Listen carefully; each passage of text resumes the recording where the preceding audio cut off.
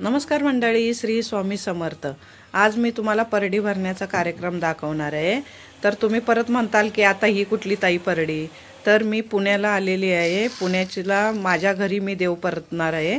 तर तिथं कशी कोणत्या प्रकारे परडी भरली जाते ते मी तुम्हाला दाखवणार आहे।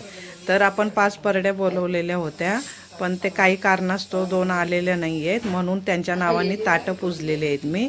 तर पहिला सुरुवातीला काय करायचं, ह्या परडीला ना पाणी लावून घ्यायचं असतं आणि हळदी कुंकू लावून घ्यायचं। हळदी कुंकू लावून घेतल्यानंतर केळं, पान, सुपारी आणि 10 रुपये घाला, 50 रुपये घाला, काही तुमच्या इच्छेने परडीमध्ये पैसे घालायचे तांदळाबरोबर। आणि मग त्याच्याबरोबर लिंबू घालायचं आहे। लिंबू, केळं, पान, सुपारी, गाजर घेतलंय मी, वांगी घेतलेली आहेत, बघू शकता तुम्ही, व्हिडिओमध्ये दिसतच असेल तुम्हाला। तर ह्या सगळ्या गोष्टी का घालायच्या, तर ह्या वाळल्या गोष्टी ज्या आपण खातो त्या सुक्याच ह्या परडी भरताना आपण घालायच्या आहे।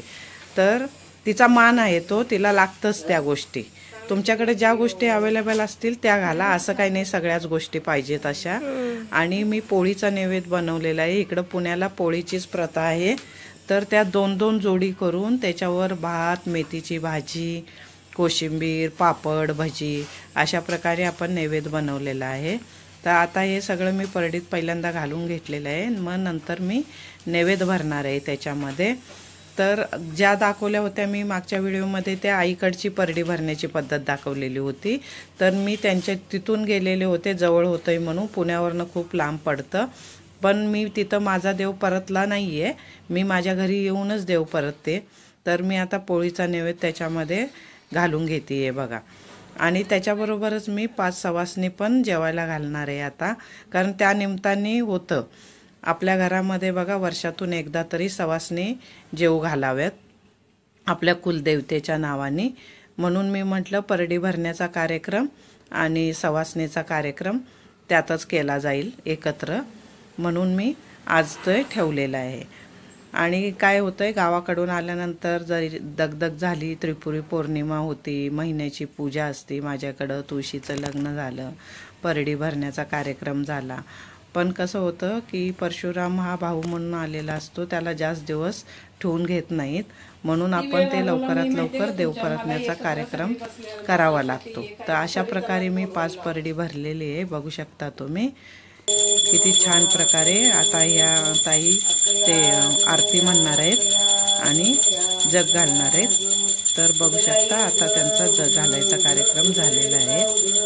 तर ह्यांच्या काय अंगामध्ये वारं वगैरे येत नाही आणि ते काही जगवाल्या मावशी नाहीत, पण ह्यांच्या देवाऱ्यावर परडी आहे, त्यामुळं आम्ही हे नातेवाईकच आहेत म्हणून त्यांनाच परडी भरायला बोलवतो। आता शहरामध्ये कुठं भेटतात, आता हे परशुरामला पाठवण्याचा कार्यक्रम ते बाहेरच पूजला जातो बघा।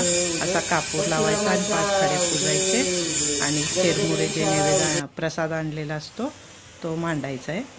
तर आता हे सगळ्या सवासणी आरती करून घेत आहेत, मग आपण त्यांना सगळ्यांचं नमस्कार झाल्यानंतर हळदी कुंकू देऊन त्यांना जेवायला बसवणार आहे। तर अशा प्रकारे इकडं पुण्याला परडी भरली जाते। तुमच्या इकडं कशी भरतात ते मला कमेंट करून सांगा। अशा प्रकारे आपला छान असा देव परतवण्याचा कार्यक्रम झालेला आहे। तर आता आपण त्यांना जेवणाची ताटं वगैरे घेऊया बनवायला, मग त्यांना जेवायला देऊया। तर देवीचं दर्शन वगैरे खूप छान झालेलं आहे। गर्दी तर प्रत्येक देवाच्या ठिकाणी असते बघा, पण वर्षातनं एकदा तरी आपल्या कुलदेवतेचं दर्शन घ्यायला जावं लागतं। तर कसं असतं बघा, आपण सगळ्या गोष्टी करतो, पण देवाला जाण्याचं मात्र आपलं राहून जातं। पण वेळातला वेळ काढून आपण कुलदेवतेच्या दर्शनाला जावं असं मला तरी वाटतं, कारण प्रत्येकाला गडबड असते, घाई असते, कामं असतात, प्रत्येक गोष्टी आपण करतो, पण देवाला जायचं हे राहूनच जातं। सगळेजण म्हणतात आत्ता नको, नंतर जाऊ, सगळ्यांच्या हिशोबाने, सगळ्यांच्या वेळेवर, अशामुळं ते राहतच जातं। माझंही तसंच राहिलेलं होतं, मग 1.5-2 वर्ष कोरोना आला, हे झालं ते झालं, लांब पडतं, म्हणून त्या गोष्टी राहतच होत्या। तर ह्या वेळेला मी ठाम मनाने ठरवून घेतलं की नाही, आपल्याला जायचंच आहे। तर मनाने ठरवलेली सगळी गोष्ट पूर्ण होती बघा। मनातून आलं पाहिजे, आतून आलं पाहिजे, की आता आपल्याला ही गोष्ट करायची आहे. तर हे बघू शकता, अशा प्रकारे ही ताटं सवासण्यांची मांडलेली आहेत. आपण आता त्यांना हळदी कुंकू देऊन ताटं मी देते आहे जेवणाची. आता त्या जेवण करतील. 5 बोलवा 7 बोलवा, कुमारिकाला पण जेवू घातलं तरी चालतं, असं काही नाही आहे. तुम्हाला ज्या अवेलेबल असतील त्या तुम्ही घालू शकता. तर मी तरी अशा प्रकारे करते हे. तर तुम्ही कोणत्या प्रकारे करता ते सांगा मला. आणि हळदी कुंकू लावून जेवण झाल्यानंतर मग त्यांना आपण ओटी घालणार आहे. ओटी तुमच्या मर्जीनुसार ओटी घालायलाच पाहिजे असं नाही कंपल्सरी, पण आपलं वर्षातून एकदा आपल्याकडं होतं आहे म्हणून त्यांची ब्लाऊज पीस, नारळ घाला किंवा खोबऱ्याचा तुकडा घातला तरी चालतं. अशा प्रकारे आपण त्यांची तांदूळ, सुपारी, हळकुंड अशा प्रकारे घालून आपण ओटी भरून घेणार आहे. त्यांची ओटी भरून झाल्यानंतर आपला हा देव परतवण्याचा कार्यक्रम संपतोय. तर अशा प्रकारे आपला सगळा रेणुका देवीचा दर्शनाचा व्हिडिओ दाखवला आहे मी तुम्हाला, परडी भरण्याचा व्हिडिओ दाखवलेला आहे. तर अशा प्रकारे आपला हा व्हिडिओ देवाचा कार्यक्रम व्यवस्थितपणे पूर्ण पार पडलेला आहे. तर काही चुकलं असेल तर कमेंटमध्ये सांगा मला. आता आपलं जेवणाचा कार्यक्रम झालेला आहे. तर हे परडीमध्ये नैवेद्य भरून घेता येईल.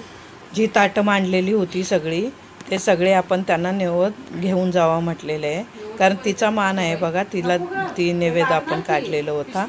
तर त्यांना तो पोचती करायचा आहे. आपण आपल्या घरचे नैवेद्य काढलेले आहेतच, तर परडीचा मान हा परडीला द्यायलाच पाहिजे.